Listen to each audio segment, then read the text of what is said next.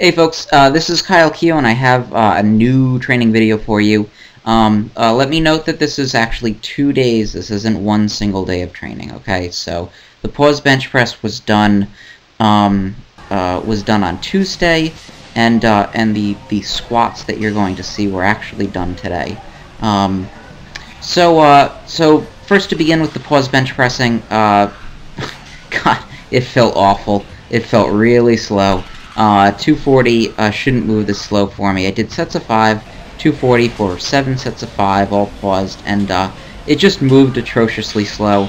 And I'm not too worried about that. It just seems like every time in the previous 2 times where I've started small up junior for bench press, I've just really started slow out of the gate and really picked up steam by about midway through the second week. So I'm not at all worried about it. I closed out the last one with some really great performances on the bench, and so I just felt a little slow. It's been a little hard getting back into it. The good news is that my pec is feeling pretty good, so I feel like I'm able to handle it. Some nice kipping pull-ups going on over there. My pec feels pretty good. It feels like it's going to be able to handle the programming just fine.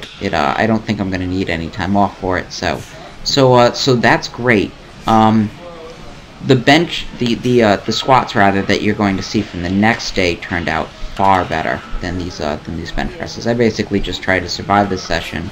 Felt like once I started acclimating to the work, I'd really pick up steam and I'd start hitting some bigger bench sets and start moving this weight faster. So it just still feels like I'm really slow off my chest, and I'll build that up over the course of this cycle.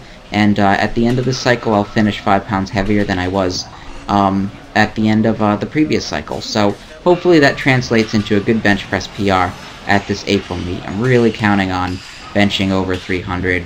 That's sort of like a baseline goal for me, would be at least a 304 bench, and I should be able to handle that. That shouldn't be a difficult bench press for me. For the squats that you're going to see in just a moment, I decided to do these reps beltless on this day, so I didn't use a belt. I was warming up with it, my ribs were bothering me. Those of you who follow my videos know that I've been having issues with my belt, and just what I guess is bruising or just general pain in my ribs, mostly around the floating ribs on the side, and a lot of that is just being pressed up against the belt in bottom position on my squat. So I just took off the belt, and I've never tried 365 for a set of 5 beltless.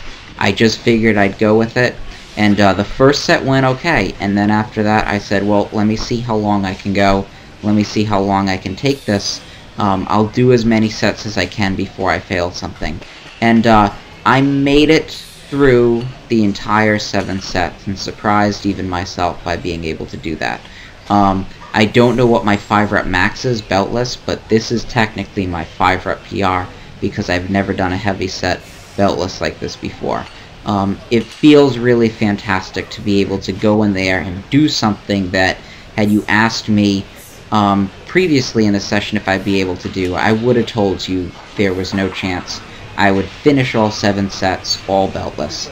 Now, they didn't look fantastic. Some of them I started breaking technique towards the end, but I got all 35 reps at 365.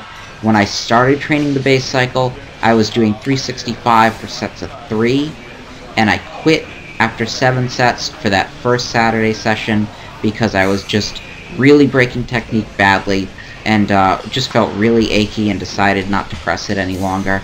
And the difference between then and now is, in my opinion, is night and day. These look a lot easier than they looked for that first Saturday session, and that is motivating to me. That is motivating and that is energizing to me. Also note that when I was doing those 365s the first time, that first Saturday, I was using a belt, and now I'm doing sets of 5 as opposed to sets of 3 without a belt, and they feel easier than those sets did then. I've gotten some comments recently about my training and about my injuries, and I want to address those, and I want to speak very, very plainly when I address those. I understand that my training is intense. okay? I understand that I do a lot of training, and I understand that it might make sense in certain circumstances to take my foot off the gas and to slow it down just a little bit, okay? But you have to understand that I have big goals in this sport, okay? I have very big goals in this sport. I am trying to reach my ceiling.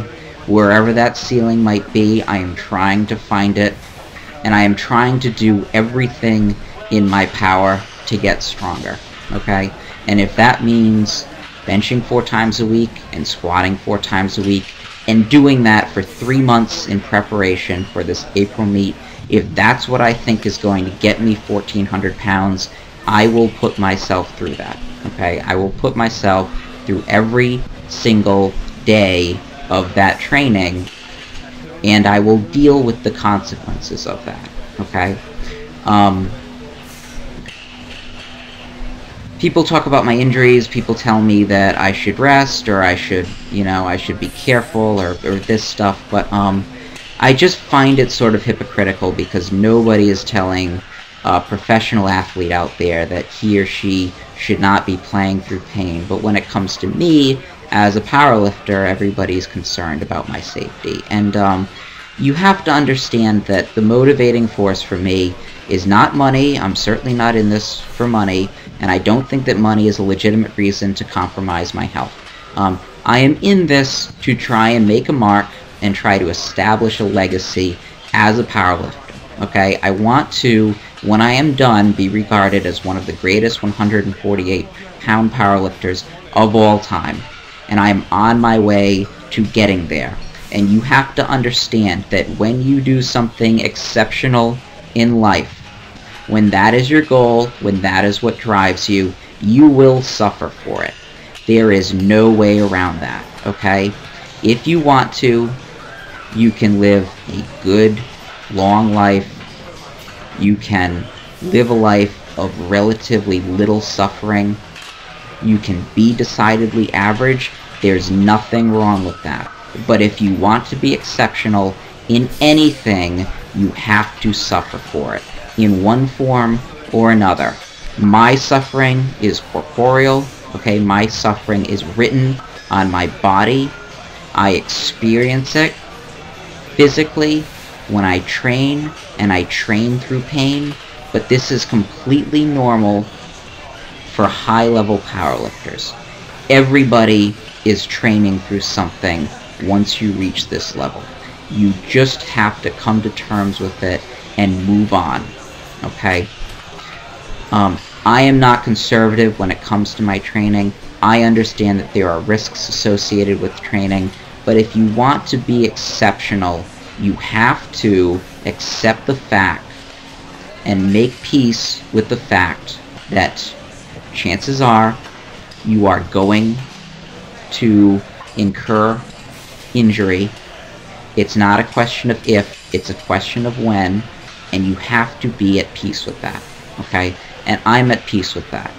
I am willing to train through the pain that I am experiencing now for the next 20 years if it means a world record. That's what matters to me. That's my goal. That's more or less my world. And I refuse to listen to anybody who tells me that my priorities are not in order, okay? Because for me, this is what matters in my life. This is my personal goal that I'm shooting for, okay? Anyway, thanks for following me on this journey of mine. I'm coming closer to the meet, April 20th, 1,400 pounds, hopefully. Keep checking in, more videos soon.